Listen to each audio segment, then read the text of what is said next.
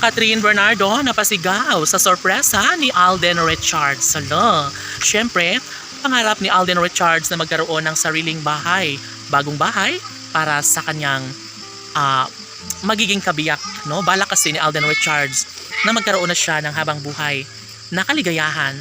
Ang pag-aasawa kay Catherine Bernardo ay talagang pinag-iisipan at pinagplanuhan ni Alden Richards para unti-unti niya umanong maabot ang kanyang mga pangarap para sa tunay na kaligayahan niya kay Catherine Bernardo. Siyempre, madaling sabihin ng mga bashers na walang katotohanan ang lahat na makatuluyan nga ni Alden itong si Catherine, ngunit patuloy na ipaglalaban, patuloy na ibibigay ni Alden Richards ang isang daang pagpupursige para tuluyang maisakatuparan ang lahat ng kanyang hangarin. Isang hangarin na makapagbibigay kaligayahan sa milyon-milyon ng mga tagahanga ng Cat Din Love Team.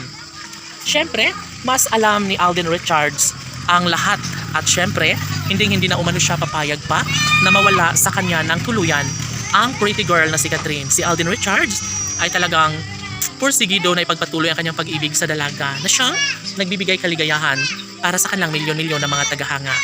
Maaaring babaliwalain na lamang ni Alden at Catherine ang mga bashers dahil alam nila na hanggang doon na lamang ang mga bashers at wala na umano silang magagawa pa at hindi nila kaya na wasakin ang kanilang tunay at wagas na pagmamahal sa isa't isa ni Alden at Catherine.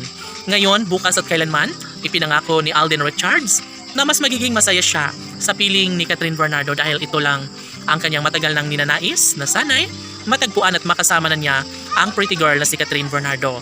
Samantala, sobrang excited naman ang kanilang mga taga-subaybay para sa kanilang pagsasamahang teleserye. No? Ito ay matagal nang pinangarap ng lahat kaya sana'y hindi na mapapagod o titigil si Alden sa kung anuman ang bagay na makapagbibigay kasiyahan sa kanyang milyon-milyon ng mga tagahanga. Siyempre, si Catherine Bernardo na nga ang kanyang magiging makapariha kaya sobrang excited na ang lahat.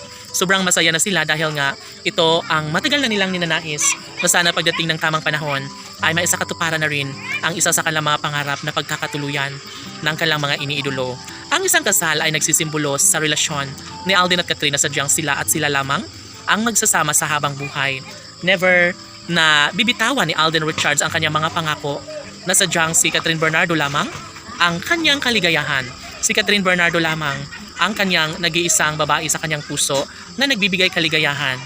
Buong buhay na isasakripisyo ni Catherine Bernardo para lamang sa tunay na kaligayahan kanilang nararapat na pagsasaluhan sa habang buhay. Naniniwala ang lahat na hindi papayag si Catherine Bernardo na basta na lang mawasak ang kanilang nasimulang matamis na pagmamahalan ni Alden Richards. Laban!